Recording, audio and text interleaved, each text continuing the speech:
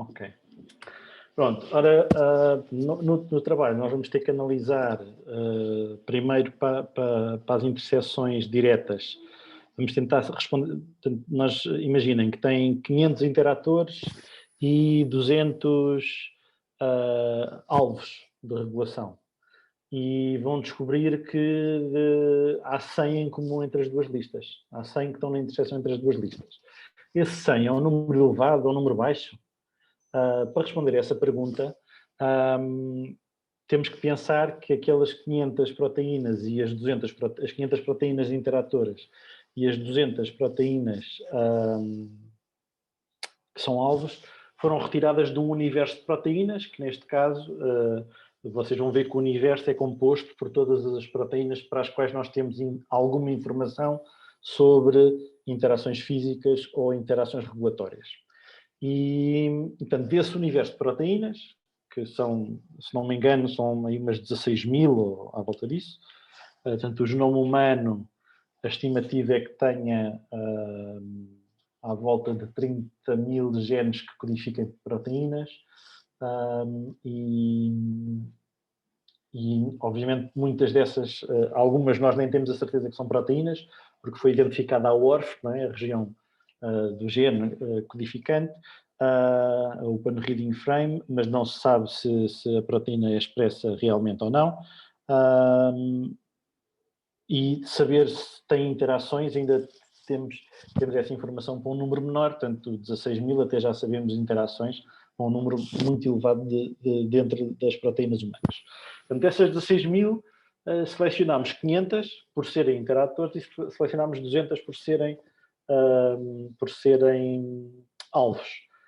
O facto de terem 100 em comum é algo que acontecia facilmente ou não?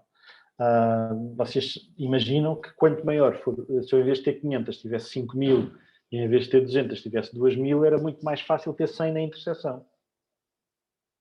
Sim? Mesmo pensando que os 500 eram escolhidas ao acaso entre as 16.000 e as 200 eram escolhidas ao acaso entre as 16.000. Portanto, analisar se uma interseção entre dois conjuntos é estatisticamente significativa, estamos a perguntar se eu selecionasse aqueles dois conjuntos aleatoriamente no universo, qual era a probabilidade de eu ter uma interseção tão grande como aquela que eu observei. Sim? Se eu tiver uma interseção muito grande, significa que aquelas duas propriedades, portanto, eu selecionei proteínas por serem interatores e outras por serem alvos. Se a interseção é maior do que o esperado ao acaso, significa que se eu sei que uma proteína é interatora, há uma propriedade acrescida de também ser um alvo, não é? Porque há mais proteínas na interseção do que o esperado ao acaso. Portanto, há uma associação entre as duas características que definem os dois conjuntos. A maneira de avaliar se essa interseção é maior do que o esperado ao acaso pode ser feita com um teste hipergeométrico, que depois também vai ser o mesmo teste que é usado para a análise de enriquecimento funcional.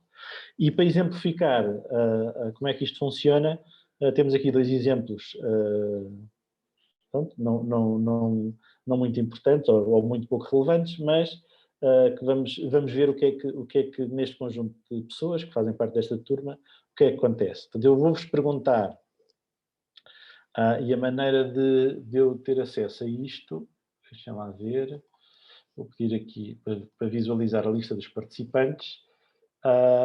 E vocês vão usar aquela reação de pôr a mão no ar, ou deixem lá ver qual é a reação.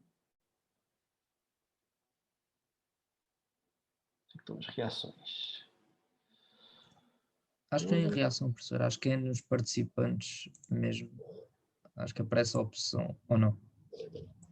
Vocês devem ter essa opção, aparece a opção de levantar a mão, professor. De levantar a mão. E por isso eu vou-vos pedir para contar facilmente, porque depois aparece aqui o número de mãos levantadas. Vou perguntar, portanto, agora, primeiro, só respondem os 9 rapazes. Quantos é que são naturais de Lisboa e quantos é que são de fora de Lisboa? Portanto, respondam dos rapazes quantos é que são naturais de Lisboa.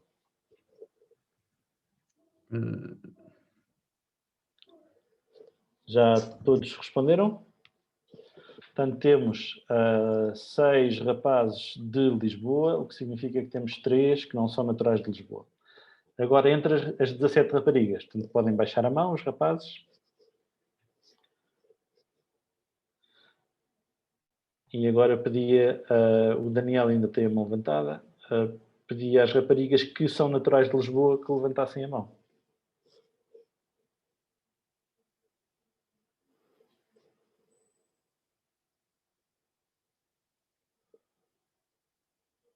Ok, já estabilizou. Portanto, parece-me que são 8 raparigas de Lisboa e vamos ter então 8 para 17, 9 raparigas de fora de Lisboa. Sim? Como é que nós vemos aqui se há uma associação entre... aqui os dados, aparentemente, se houver uma associação, é no sentido de é mais provável serem de fora de Lisboa se forem raparigas. Não sei se isto é algum interesse sociológico. As raparigas vão mais facilmente estudar para longe de casa, não sei. Por acaso, eu se calhar devia ter pensado melhor nas propriedades que tinha escolhido. Não sei. Talvez haja aqui uma razão que explique porque é que há mais raparigas de fora de Lisboa a virem estudar para longe de casa do que rapazes. É possível que haja. Mas pronto. O objetivo da análise do teste hipergeométrico é precisamente investigar se estes números se afastam do esperado ao acaso ou não. Porque se não houvesse relação nenhuma entre ser rapaz ou rapariga e ser de Lisboa ou de fora de Lisboa, então que proporções é que eu devia esperar, se fosse ao acaso? Portanto, eu tenho, no total, deixem cá ver, tenho 12 pessoas de fora de Lisboa e 14 pessoas de Lisboa. Sim? Portanto, se eu posso, rapidamente, qual é o número esperado? Deixem-me tomar nota aqui no papel, se não perco-me. Portanto, nós temos 12 de fora de Lisboa e 14 de Lisboa. Portanto, a proporção de Lisboa é 14 sobre 26. Portanto, se eu esperasse, se houvesse uma independência entre os dois, entre as duas propriedades, ser rapaz e rapariga, há uma mão levantada, é porque é uma pergunta ou não? Ou ficou a mão levantada da contagem? Não, ok. Portanto, ficou levantada. Ok, ótimo. Não há problema nenhum. Se tiverem dúvidas, interrompam. Não tenham problemas. Mas se não houvesse relação nenhuma entre ser rapaz ou rapariga e ser de Lisboa, de fora de Lisboa, então eu devia esperar que o número de rapazes de Lisboa fosse... deixa-me fazer aqui a conta rapidamente. Onde é que está a calculadora do telemóvel? Devia ser, portanto, há 9 rapazes, devia ser 9 vezes 14 a dividir por 26. Portanto, eu esperaria, vou pôr aqui entre parênteses o valor esperado, 4,84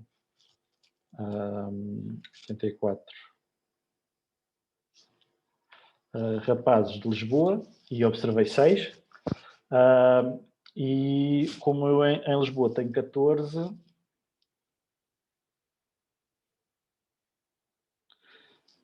Agora fiz a asneira, portanto 14 menos 4,84.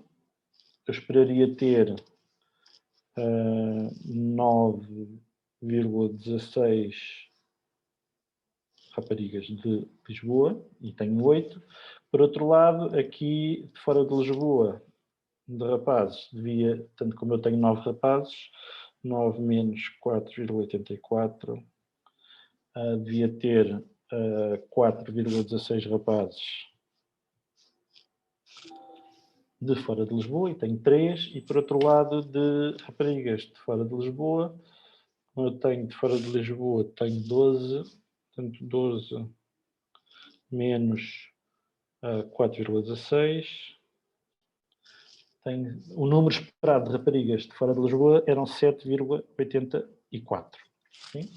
Portanto, aparentemente há aqui um desvio. Aparentemente há mais raparigas de fora de Lisboa do que seria de esperar ao acaso e há mais rapazes de Lisboa do que seria de esperar ao acaso. Sim? Portanto, dizer estas duas coisas em separado, na prática, é a mesma coisa, porque eu, para ter mais raparigas fora de Lisboa do que esperado ao acaso, isso vai implicar naturalmente que vou ter mais rapazes de Lisboa do que esperado ao acaso. Porque a soma das colunas e das linhas nesta tabela, seja a tabela do número observado, seja a tabela do número esperado ao acaso, são mantidas constantes. A estatística aqui vai nos ajudar a decidir se este desvio é apenas fruto do acaso, e depois de calcular os valores esperados, os desvios até não são assim tão grandes. Portanto, se calhar este não há o tal efeito estatisticamente significativo, ou se, por outro lado, existe de facto um desvio que é significativo, que era difícil. Se eu agora pegasse noutra turma de alunos da faculdade e fizeste esta mesma análise, não ia encontrar um desvio tão grande quanto este, e era sinal que este desvio era estatisticamente significativo. Para fazer isto, estatisticamente o que se faz é um teste hipergeométrico. O teste hipergeométrico, vou escrever aqui, onde é que eu vou inserir caixa de texto, e até posso escrever uma equação para ficar mais bonito. Portanto, a probabilidade de eu observar, neste caso, 6 rapazes de Lisboa, neste setting, não é? neste universo. Tentar ver se escrevo aqui. Isto é igual, como é uma probabilidade, vocês aprenderam a fazer estes cálculos, penso eu, ou no 11º ou no 12º.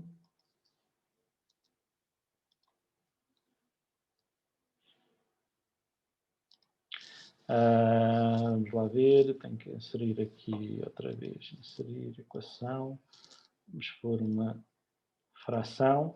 A probabilidade é calculada com uma fração, no denominador vamos ter os casos possíveis, totais casos possíveis, e no denominador vamos pôr apenas os casos favoráveis ao evento que eu estou a calcular a probabilidade.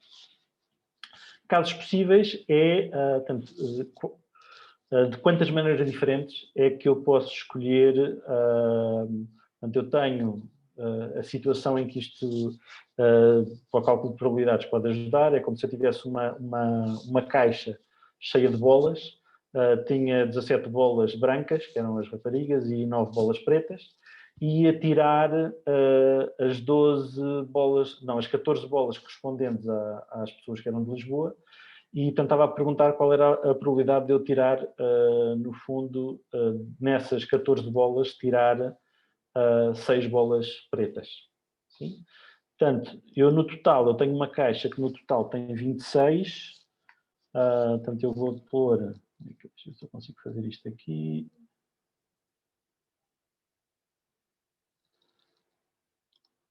Portanto, lembram-se das combinações. Portanto, eu tenho combinações tenho no total 26 alunos e vou tirar desses conjunto de 26, vou tirar 14, que são os 14 de Lisboa. E para eu ter 6 rapazes de Lisboa, significa que vou ter aqui...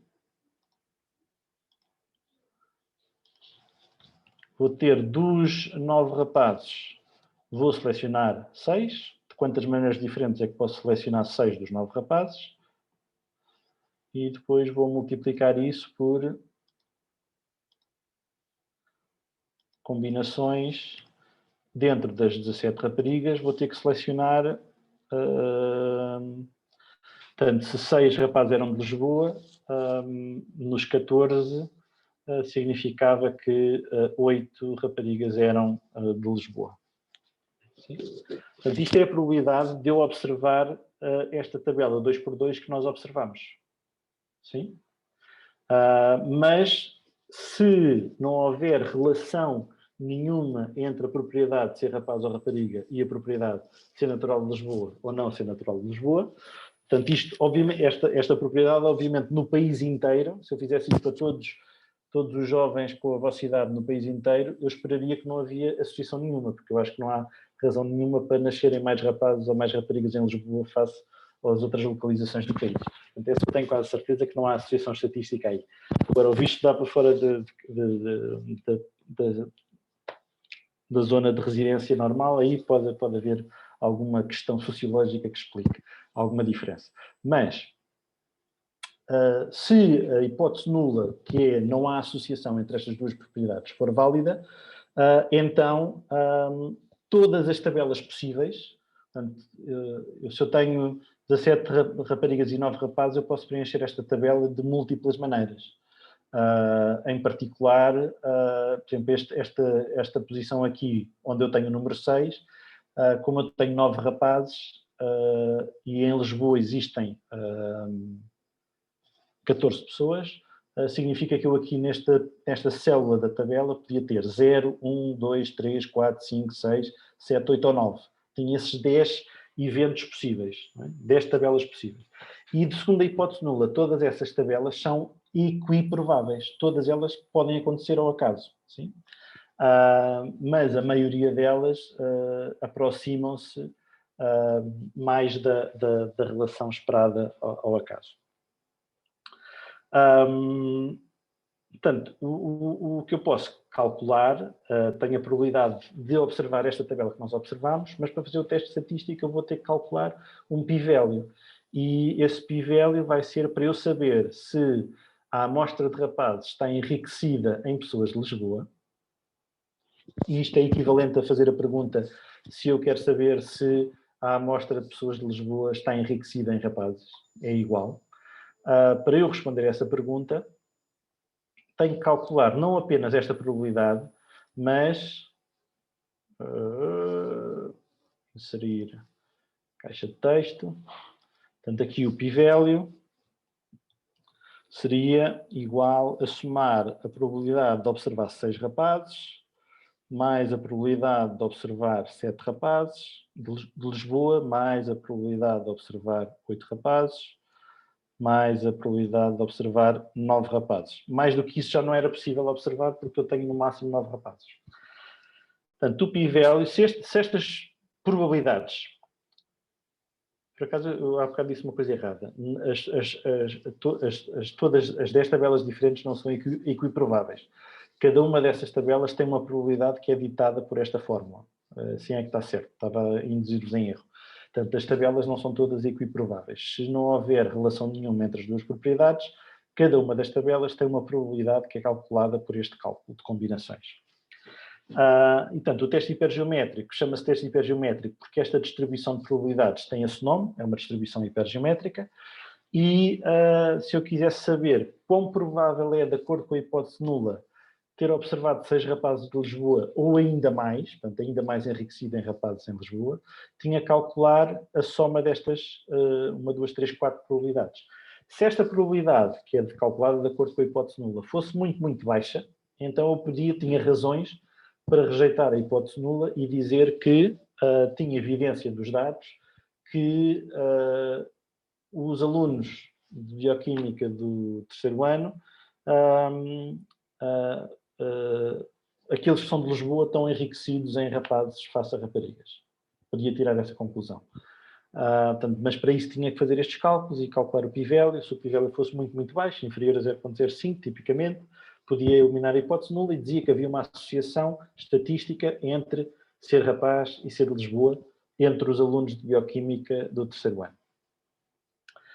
Se der um p-value mais elevado do que 0,05, então eu tenho que aceitar, tenho que considerar que é provável que esta observação esteja de acordo com a hipótese nula e que, portanto, não haja nenhuma relação entre ser rapaz e ser de Lisboa entre os alunos de Bioquímica do terceiro ano. Perceberam a análise? Sim? Agora, só para curiosidade, vamos fazer esta também. Na aula passada eu fiz só com vôlei e havia muito poucas pessoas que já tinham jogado numa equipa de vôlei.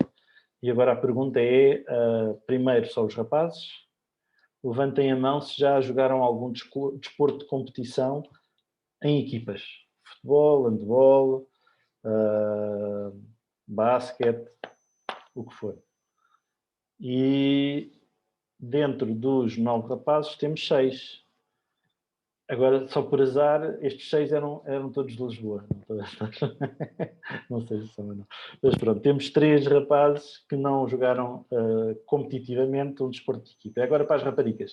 Quantas raparigas é que jogaram algum desporto de equipa, fizeram competição?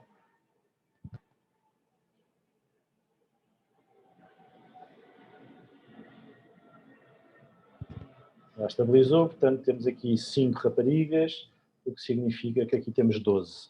Okay? Portanto, o que é que seriam os valores esperados?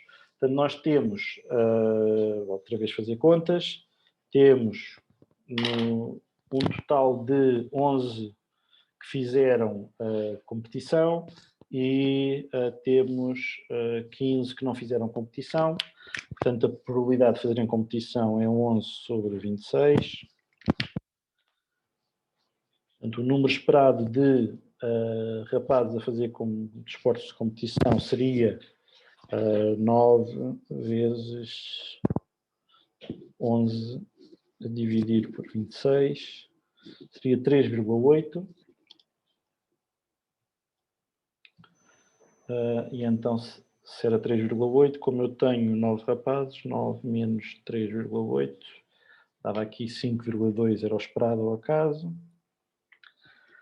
E aqui neste caso das raparigas, portanto eu tenho, do total de competição são 11, portanto 11 menos 3,8 dá 7,2. E aqui seria, portanto eu tenho 15 que não jogaram desportos de competição, 15 menos 5,2 dava 9,8. Portanto, aqui já aparece-me, assim ao olho, parece-me que já temos, ainda temos uma no ar. É alguém que ainda está a indicar que fez o desporto de competição ou é alguém com uma dúvida? Já desapareceu a dúvida. Portanto, aqui, assim só por alto, parece-me que os desvios são, face ao esperado ao acaso, são um bocadinho maiores. Sim? E isso pode justificar-se porque se calhar há uma tradição maior de pelo menos os rapazes em novos inscreverem-se em desportos de equipa e praticarem, entrarem em competições desse tipo de esportes. Portanto, para saber se os desvios face ao esperado ao acaso eram suficientemente grandes ou não, tínhamos que fazer o teste hipergeométrico, calcular as probabilidades das várias tabelas que tivessem aqui um 6 ou ainda mais do que 6. Este é a mesma análise que nós vamos fazer para a análise das interseções e para a análise de enriquecimento funcional. Nós temos sempre duas características. Primeiro temos um universo de pessoas. Neste caso, o universo de pessoas é as vossas duas turmas. E depois temos duas propriedades dicotómicas, sim?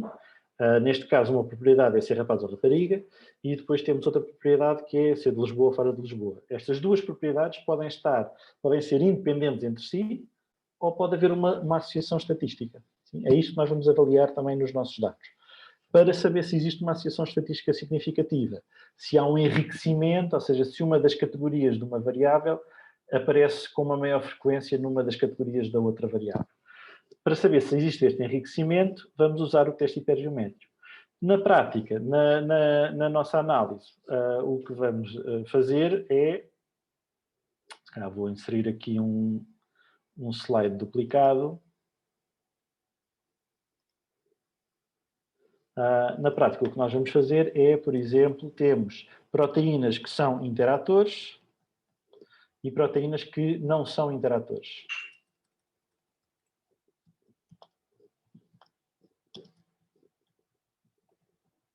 E depois vamos ter proteínas que são alvos de regulação do NF-κB e proteínas que não são alvos de regulação do NF-κB. Portanto, já falei há bocado, o total de proteínas nesta tabela ia ser muito maior, ia ser os tais 16.000 proteínas, e eventualmente se tivéssemos os tais 500 interatores e 200 alvos, e tínhamos aqui, usando esse número, e vou supor então que tínhamos 500 interatores e eram 100 estavam na interseção, o que significa que aqui ia ter 400 interatores não alvos, e por outro lado, se eu tinha 200 alvos, 100 eram interatores, 100 não eram interatores. E supondo que eram 16.000 proteínas, aqui tinha 15.900. Não, estou a fazer isto mal. Não. Portanto, eu tenho aqui 400, 500, 600, portanto fica 15.400. Portanto, o somatório dos 4 números tem que dar o total de proteínas que existem no universo da análise. Sim?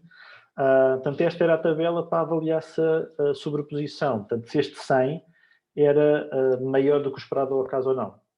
Portanto, e na prática, o que nós vamos fazer, nós não vamos estar a fazer estes cálculos à mão, vamos usar o R e o RStudio para fazer as contas para nós, e a linguagem R já tem um teste hipergeométrico programado, portanto nós só vamos usar a função que faz o teste hipergeométrico, temos é que lhe dar estes números.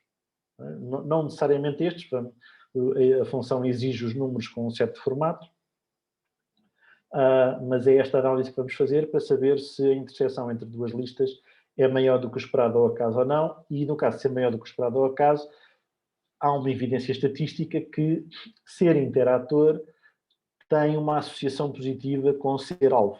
Portanto, há de facto um enriquecimento entre os alvos de proteínas que são interatores, o que significa que é uma evidência de que o NF-κB é fortemente regulado por retroação, porque tem muitas proteínas que são simultaneamente alvos e interatores. Depois, se estivermos a fazer a análise, não das interseções, mas estivermos a fazer a análise do enriquecimento funcional, então aqui as propriedades vão ser outras.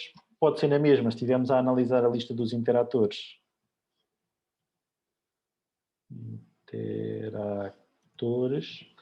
Portanto, aqui também temos não são interatores. Mas agora, a outra variável que estamos a analisar é se as proteínas estão anotadas com um certo processo celular ou não. O exemplo que eu tinha dado, que era a proliferação celular.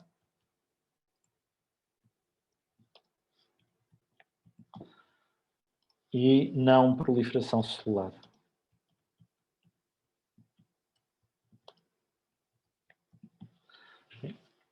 E agora não vou estar a inventar números,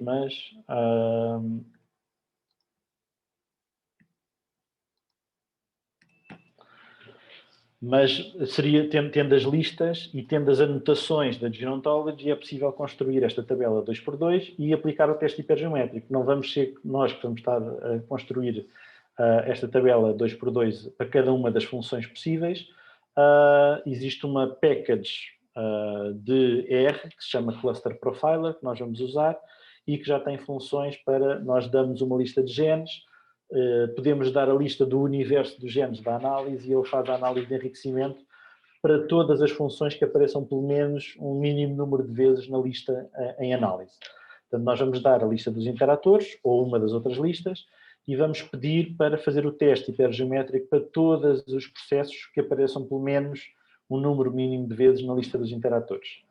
E neste caso, enquanto aqui nós vamos fazer este teste 3, 4 vezes, acho que são 3 vezes, porque é a interseção entre alvos e interatores, alvos e reguladores, interatores e alvos.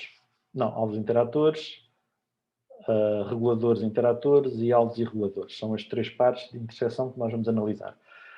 Mas depois vamos fazer a análise de enriquecimento funcional em vários subgrupos. Até vocês podem fazer depois mais grupos que entendam fazer, de proteínas, mas pelo menos no tutorial que vão seguir, vão fazer entre as proteínas que são apenas interatores, se há processos celulares enriquecidos, entre as proteínas que são só alvos, se há processos celulares enriquecidos, e entre as proteínas que são só reguladores, se há processos celulares enriquecidos, e depois vão comparar quais são os processos que aparecem simultaneamente em várias destas análises de enriquecimento.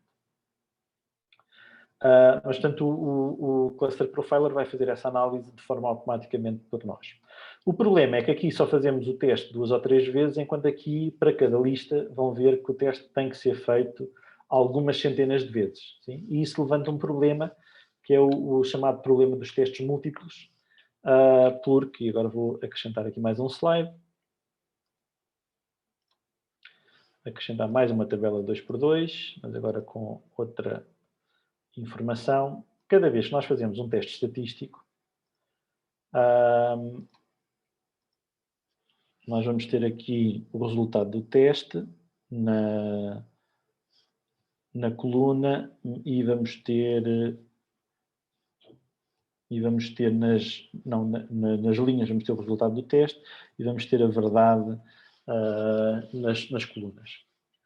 Isto é uma tabela que se faz, ou que existe, não é? Normalmente nós não precisamos de analisar esta tabela, mas, na verdade, os dados podem estar de acordo com o H0. Neste caso, o H0 é as duas propriedades que nós estamos a analisar não têm relação nenhuma, são independentes entre si, ou podem estar de acordo com H1, como hipótese alternativa, e aí, de facto, existe uma associação entre as duas propriedades, ou seja, os interatores tendem a ser enriquecidos em genes de proliferação celular, por exemplo. E, por outro lado, quando aplicamos o teste hipergeométrico, vamos calcular um p-value e vamos tomar uma decisão. A decisão pode ser aceitar H0 ou pode ser aceitar a hipótese alternativa. Sim? Todos estes 4 cenários são possíveis. Quando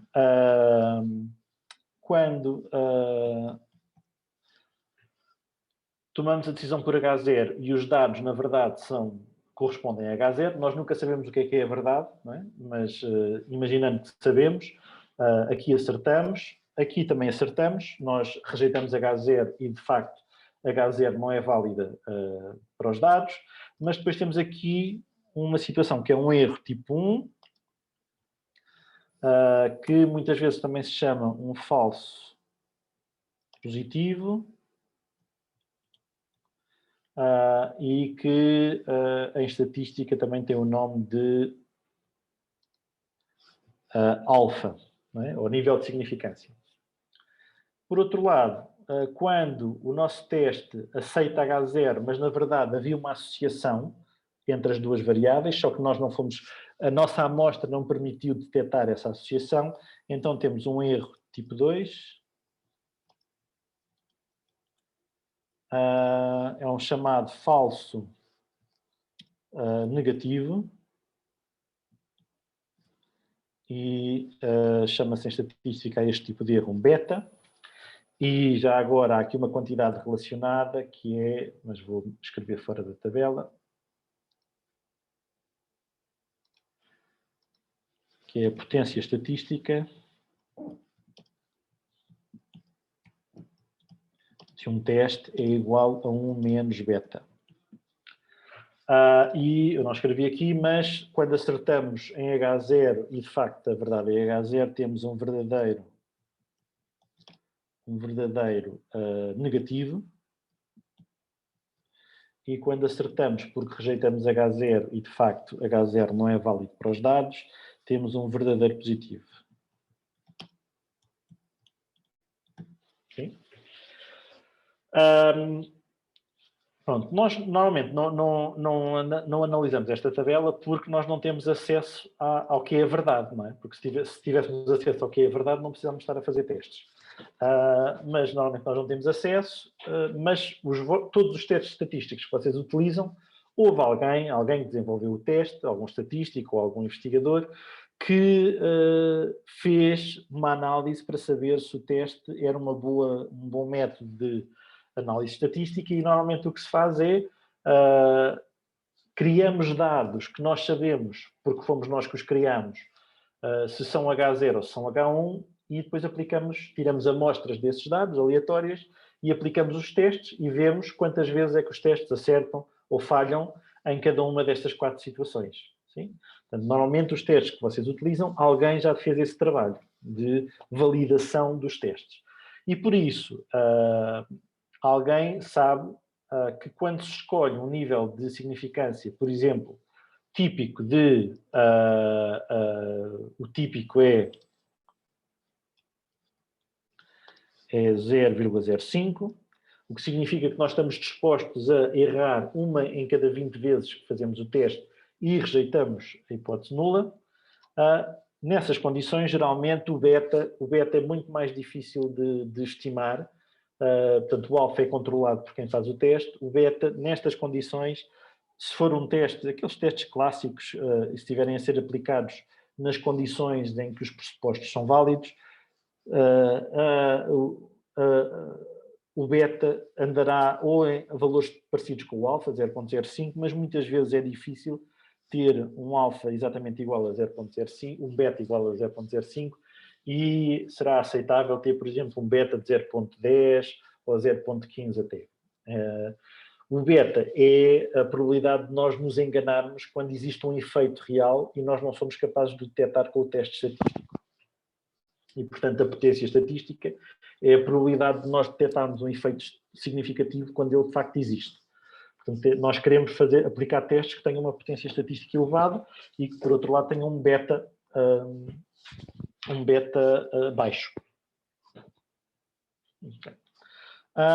Se nós só fizermos um teste, 1, 2, 3 testes, não há grande problema. Nós sabemos que a probabilidade de ter um falso positivo é 5%, a probabilidade de ter um falso negativo anda à volta dos 10%. Não são erros graves. Sim? O problema é que, por exemplo, nesta análise de enriquecimento funcional, nós vamos ter que repetir o teste hipergeométrico tais centenas de vezes ou milhares de vezes. Este problema também se põe na análise de dados de transcritómica, de proteómica, de metabolómica, em que normalmente a técnica permite medir todos os transcritos da célula ou tentar medir um grande número das proteínas que estão presentes numa amostra biológica. E quando fazemos comparações entre duas condições, uma amostra não perturbada e uma amostra após uma perturbação, temos de fazer um teste estatístico para saber, para cada proteína ou para cada transcrito, se mudou a sua abundância entre as duas condições. E esse teste vai ter que ser repetido para todas as proteínas ou para todos os transcritos que forem analisados. E dá-se este problema dos testes múltiplos. Porquê? Eu vou passar a tentar exemplificar. Se nós fizermos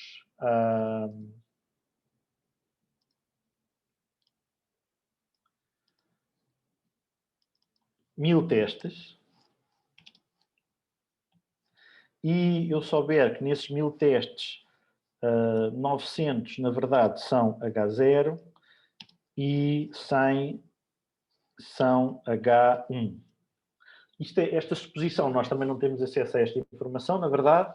Há formas de tentar chegar a esta informação quando temos os dados, mas é sempre o mais aceitável é que não sejam a maioria dos genes sejam diferencialmente expressos ou a maioria das proteínas sejam diferencialmente expressos. No nosso caso, da nossa análise de enriquecimento funcional, também é muito difícil quando nós analisamos uma lista de proteínas de 500 num universo de 16.000, a maioria das funções não vão estar enriquecidas. Sim? É a sua suposição. Portanto, vamos ter um número mais baixo de hipóteses alternativas do que de hipóteses nulas, na verdade. Quando aplicamos o teste, sim, aplicamos este teste, o que é que vai acontecer? Vamos ter as situações em que está ali a forma. Não é isto. Quero inserir uma forma. Ok. Se eu tiver apenas os 900 H0, quando eu aplicar o teste, vou ter dois resultados possíveis.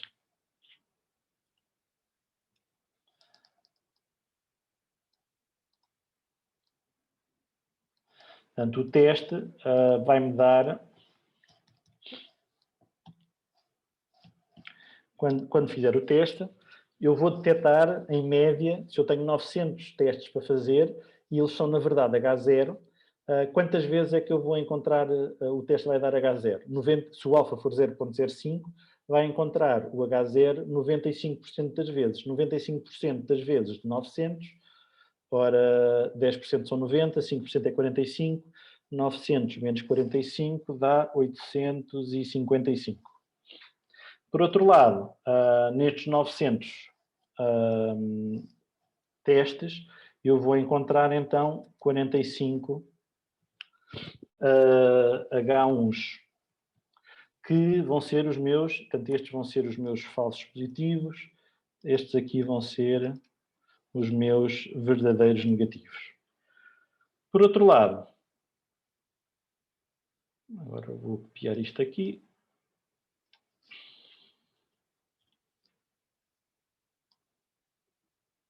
Eu tenho a mesma coisa, mas para os 100 H1s. Na verdade, quando aplicar o teste destes 100 H1s, 90% vão ser considerados H1s, mas 10% vão ser considerados H0. Portanto, eu vou ter 10 H0s, que vão ser os meus falsos negativos, e eu vou ter 90 H1s, que vão ser os meus verdadeiros positivos. Sim? Toda a gente percebe esta dedução. Portanto, esta dedução só é possível porque eu estou a fazer... a assumir que sei qual é a verdade, não é? Sei que...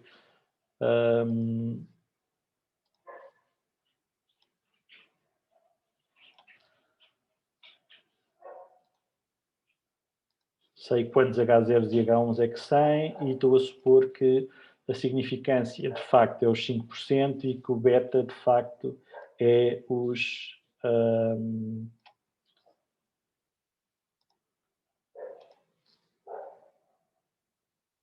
10%. O que eu também normalmente não sei na realidade. Sim, mas toda a gente percebe a origem destes números. Sim? Portanto, eu estou só a aplicar estas taxas de erro num número grande de testes. Sim? Qual é que é o problema?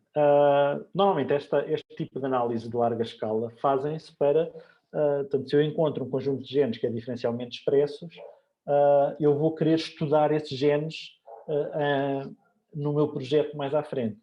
No nosso caso, se eu estou a tentar encontrar quais são as funções ou os processos biológicos que são simultaneamente reguladores e regulados pelo NF-κB, eu depois vou querer fazer mais investigação para comprovar a importância desses processos na regulação por retroação do NF-κB. Portanto, estes estudos geram hipóteses para novos estudos.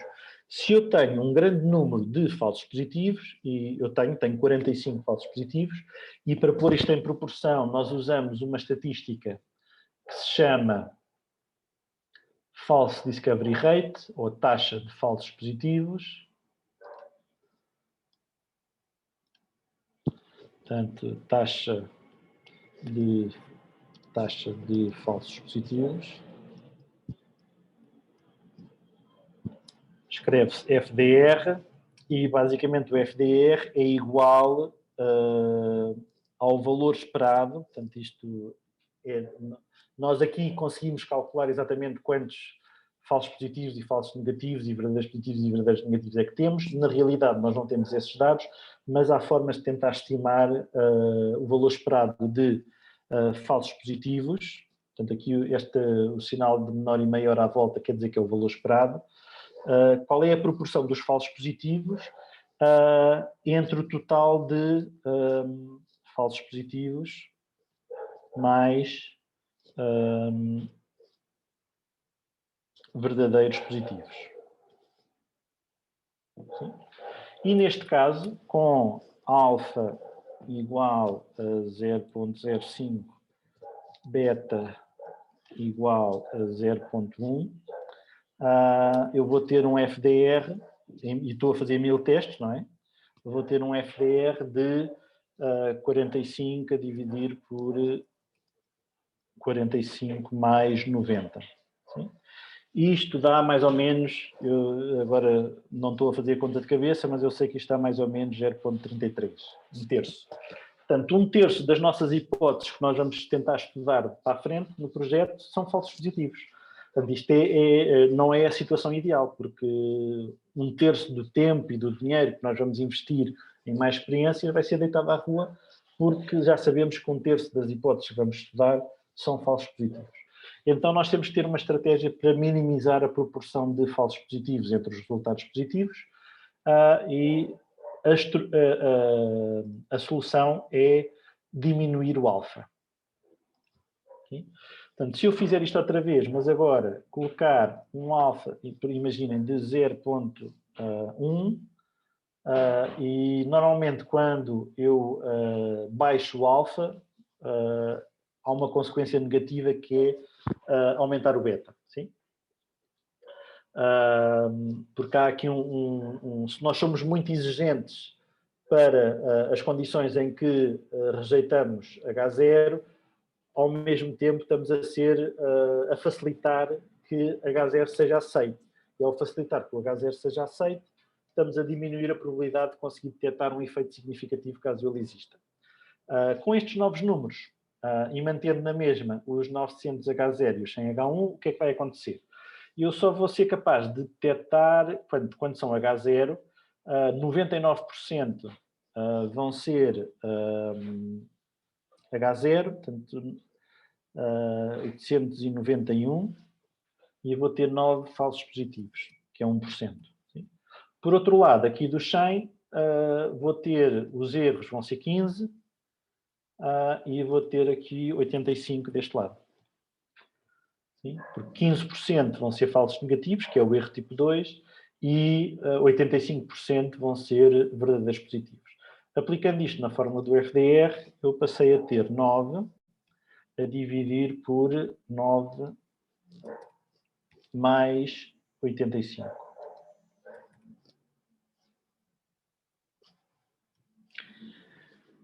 Isto significa que, agora não vou estar a fazer a conta, mas isto fica mais ou menos perto dos 10%. Sim? Deixámos de estar na situação de ter 1/3 dos resultados serem falsos positivos para estarmos na situação em que 10% dos resultados são falsos positivos. Portanto, há vários métodos para tentar controlar o FDR. Aquilo que nós vamos usar é o mais simples e está já implementado na package do Cluster Profiler, que é a técnica de controlar o FDR, é o método de Benjamini e Hochberg, que desenvolveram um método relativamente simples de aplicar, que nos vai encontrar qual é o valor de alfa que nós devemos usar de maneira a manter o FDR num nível que nós quisermos, e o que nós vamos fazer, vamos tentar garantir que só vamos considerar um processo como enriquecido, de maneira a que no total dos processos enriquecidos apenas 5% sejam esperados ser falsos positivos. Sim? Se não fizéssemos nada, se usássemos o FDR, o alfa normal de 0.05, íamos ter uma taxa de falsos positivos aproximadamente de 1/3, ou melhor, 1/3 se a proporção de H0 e H1 fosse esta. Se eu mudar a proporção, vou ter resultados ligeiramente diferentes, mas sem dúvida, se nós tivermos um alfa tradicional de 0.05, vamos ter um FDR elevado. Portanto, temos que baixar o alfa. À custa de baixar o alfa. Enquanto na situação anterior nós tínhamos um total de 135 positivos encontrados, portanto, no nosso caso seriam 135 processos enriquecidos, neste caso já só encontramos 104. Portanto, reduzimos o número estamos a ser mais exigentes a declarar que um processo está enriquecido. Mesmo assim, vocês vão ver que a estrutura das anotações dos genes humanos e a estrutura da Gene Ontology faz com que haja muitos processos redundantes, o que vai fazer com que a nossa lista de processos enriquecidos vai ser gigantesca. O gigantesca, se calhar vamos encontrar 1000 e tal processos enriquecidos. É muito difícil analisar uma lista de 1000 e tal processos, então vamos aplicar um processo de simplificação, em que vamos tentar eliminar processos que sejam redundantes em termos de significado. E essa redundância é extraída a partir da própria estrutura da Gene Ontology, usando um conceito que se chama distância semântica. Eu não sei se quando falaram da Gene Ontology, falaram da estrutura da Gene Ontology. Portanto, a Gene Ontology está organizada na forma de um grafo ou de uma árvore, em que na raiz perto da raiz estão os termos mais gerais da Gene Ontology, e depois esses termos vão se subdividindo em termos mais específicos. Obviamente os termos mais específicos estão associados a menos genes, os termos mais gerais estão associados a muitos genes. E por isso, é normal que se eu tenho um dado de termos, um processo específico enriquecido nos meus dados, é possível que os termos mais gerais correspondentes também estejam enriquecidos. E por isso vou ter resultados redundantes nos resultados. As duas formas que nós temos de tentar eliminar a redundância, uma é controlar, tanto se não estivermos interessados em funções muito genéricas, podemos fazer um filtro e só vamos aplicar o teste a funções que no universo tenham um número abaixo de X proteínas. Não faz sentido, por exemplo, testar se uma função, por exemplo, que envolva das 16.000 proteínas, 9.000 tem essa função. Há de ser uma função muito genérica, não vai ser muito informativa. Então não vale a pena, podemos só estudar, aplicar o teste a funções que existam, se calhar, em 1.000 proteínas no máximo. E por outro lado, as funções muito, muito específicas, como vão ter números de proteínas associadas muito pequenas, têm um efeito ao contrário, que é podem dar um p-value significativo por acaso, porque são números muito pequenos e pequenas flutuações geram p-values significativos facilmente. Portanto, também vamos exigir que só vamos analisar funções que no background tenham um número mínimo, imaginem, por exemplo, de 50 proteínas. Além disso, mesmo assim vão aparecer funções enriquecidas redundantes e vamos aplicar a tal distância semântica, que vai analisar a posição relativa dos termos na árvore da Gene Ontology. Se os termos estiverem muito próximos na árvore da Gene Ontology, é mais provável que sejam redundantes. Se os termos estiverem muito afastados na árvore da Gene Ontology, então os termos devem ter significados mais distintos. E usando esse critério da semelhança semântica, vamos eliminar algumas funções por serem muito redundantes. Esta é a parte do fundamento, vá lá, estatístico da análise que nós vamos aplicar. Têm dúvidas? Professor, Força. eu não percebi dos 1.000 testes, porque que 900 é H0 e 100 é que é H1? Portanto, isto é uma suposição. Nós, numa situação Okay. real, nós não temos essa informação. Sim? Eu estou a supor um cenário que é o cenário, se calhar, mais consensual. Portanto, a experiência diz-nos, por exemplo, quando nós analisamos experiências de transcritómica e vemos os genes diferencialmente expressos, na maioria das experiências, isto não é verdade para todas, mas na maioria das experiências, apenas uma fração reduzida de todos os genes que são expressos é que vão ser diferencialmente expressos após uma perturbação experimental. Há perturbações mais drásticas que fazem que haja uma percentagem muito maior de genes a alterar a sua expressão, mas a maior parte das situações temos um predomínio de H0s e uma minoria de H1s. Neste caso das anotações de análise de enriquecimento funcional, eventualmente, se calhar, tínhamos uma maior proporção de H1s, mas por essa razão de termos termos redundantes, ou seja, quando um termo, imaginem, apoptose dá significativo, há termos mais gerais, como por exemplo regulação da morte celular, que incluem o termo apoptose, que também aparecem como enriquecidos porque o subconjunto de genes anotados com apoptose fazem parte, estão todos anotados também como um processo de regulação da morte celular. Portanto, há termos que se uns dão significativos, os outros também tendem a dar significativos. Nós tentamos eliminar isso com a análise, com a simplificação da lista, mas, mesmo assim, por vezes o número de anotações significativas é maior. Portanto, eventualmente, no cenário que vamos utilizar, podíamos ter mais hipóteses alternativas.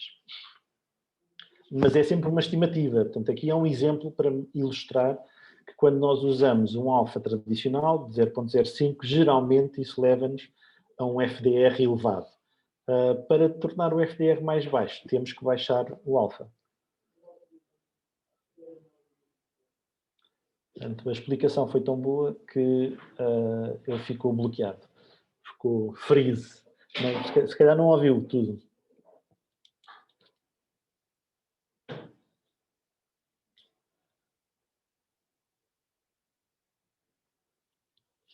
Pronto. Não, parece que não está a ligação ativa. Tudo. Mais alguém tem alguma dúvida? Portanto, pelo menos a resposta está no vídeo. Setor, Sim. Pode repetir a parte da distância semântica? Ou seja, essa parte é a Gene Ontology, como tem essa estrutura hierárquica, ou seja, cada processo celular aparece descrito com um termo muito específico e depois também aparece o mesmo processo, ou um processo um bocadinho mais abrangente, com termos cada vez mais gerais. Não é? Isso faz com que apareçam muitos termos na lista dos termos enriquecidos, que nós olhamos para a descrição do termo, ou para o nome do processo, e reconhecemos que são processos muito semelhantes, ou muito têm um overlap muito grande. Então, há várias formas de calcular distâncias semânticas. É um conceito das distâncias semânticas que se aplica em ontologias, porque as ontologias, além de serem um dicionário, como eu disse há bocadinho, de termos que podem ser usados numa área do conhecimento, as ontologias é um dicionário, mas que tem relações, não é? Em que dizemos que, por exemplo, a Gene Ontology tem um ramo da ontologia, que é o Cell Component, em que, por exemplo, nós podemos dizer que existe um termo, com certeza, que é mitocôndrio, e dentro do mitocôndrio temos membrana interna e membrana externa, e temos dentro do mitocôndrio terá outra anotação. Portanto, estes termos estão uns dentro dos outros, não é? Têm relações entre eles. Portanto, o mitocôndrio está dentro dos organelos, os organelos estão dentro da célula, por aí afora. Portanto, há relações hierárquicas entre os termos. E, portanto, forma essa tal estrutura em árvore, e é possível comparar sem, portanto, uma máquina, não é? Um computador, ser programado para comparar dois termos, e obviamente o computador não percebe a biologia que está por trás dos dois termos, mas vendo a posição que eles ocupam na árvore da Gene Ontology, vendo se eles estão muito próximos ou se estão muito afastados na árvore, e por outro lado, além disso, também entra com normalmente entra com outro cálculo, que é se o termo está anotado com muitos genes ou anotado em poucos genes, porque os termos que estão anotados em poucos genes são mais informativos do que os termos que estão anotados em muitos genes. Na prática os termos mais generalistas são pouco informativos, os termos mais específicos são mais informativos.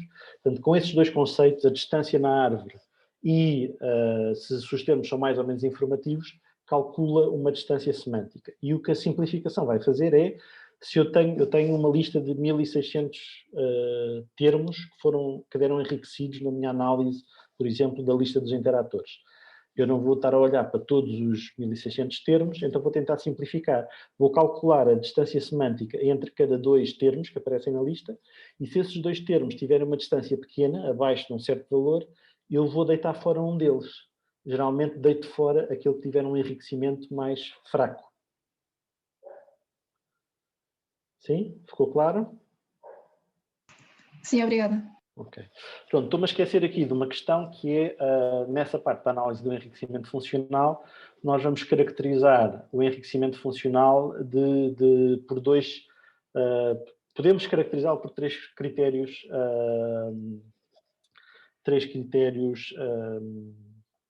possíveis. Um é claramente o p-value, portanto o p-value é uma das formas de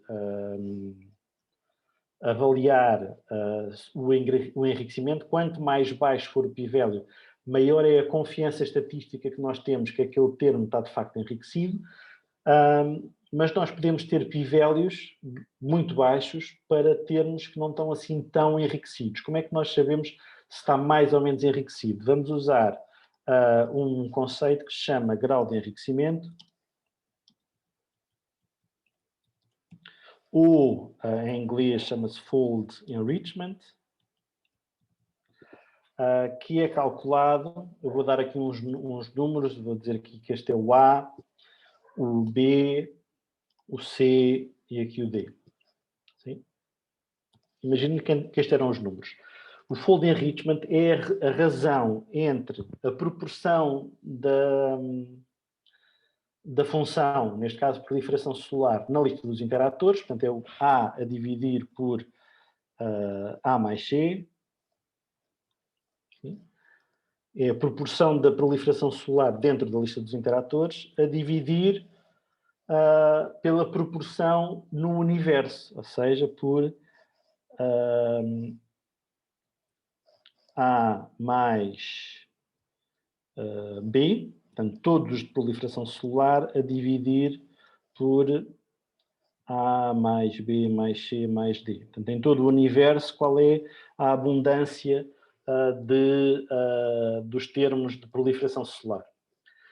Se a minha função estiver muito enriquecida, vou ter um grau de enriquecimento elevado. Um grau de enriquecimento de 2, por exemplo, significa que a proporção de genes ou de proteínas de proliferação celular nos interatores é 2 vezes superior à proporção de genes com o termo proliferação celular no total das proteínas para as quais temos a mutação. Sim? Portanto, podemos, mesmo depois de fazer a simplificação, passamos eventualmente dos 1600 termos enriquecidos, passamos para 800. 800 ainda é um número gigantesco. Se vocês forem procurar em artigos que apresentam resultados de análise de enriquecimento funcional, geralmente no artigo aparece um gráfico ou uma tabela que tem no máximo 20 termos, mais ou menos. Como é que eles escolhem? Escolhem os mais enriquecidos. A escolha até mais comum é escolher os termos que têm o p-value mais baixo. Eu às vezes acho que essa escolha por vezes favorece o aparecimento de termos menos informativos, ou seja, porque se o termo for um termo mais frequente e se estiver enriquecido, eu vou ter uma maior confiança estatística que se vai refletir num p-value menor, apesar de ter um grau de enriquecimento mais pequeno. Sim? Portanto, eventualmente, ordenar pelo grau de enriquecimento pode ter algumas vantagens. A desvantagem de ordenar pelo grau de enriquecimento é que vamos estar a favorecer os processos que têm um número muito pequeno de genes anotados no genoma. E podemos estar a selecionar aquelas funções que são que a flutuação estocástica na amostra faz com que mais facilmente deem um p-value significativo. Nós, na prática, não vamos usar o p-value, vamos usar um p-value ajustado, porque controla o FDR menor do que 0.05. Portanto, o programa vai nos devolver um p-value ajustado que já corrige para o problema dos testes múltiplos.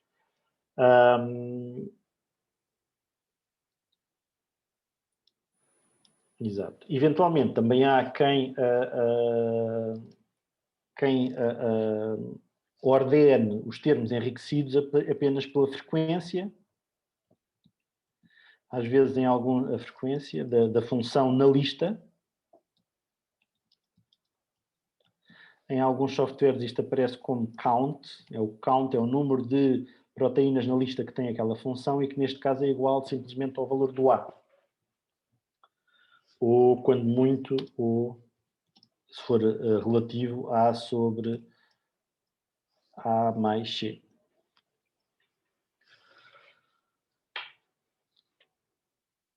E se apresentarem os resultados no formato de uma tabela, é normal que apresentem para cada função enriquecida o valor do P ajustado, o valor do grau de enriquecimento e, eventualmente, a frequência relativa na lista. São números que normalmente acompanham a análise de enriquecimento funcional.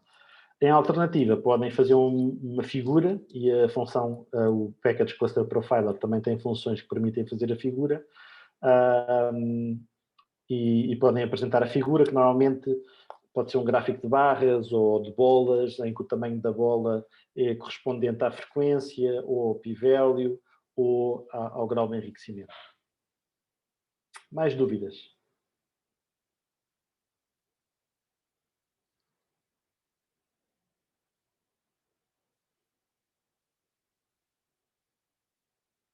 Não há mais dúvidas por agora?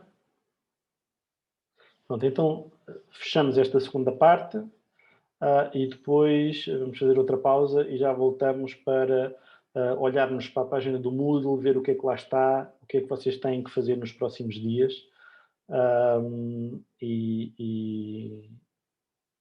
pronto, dar assim um bocadinho de orientação nessa parte. Portanto, vou parar de gravar.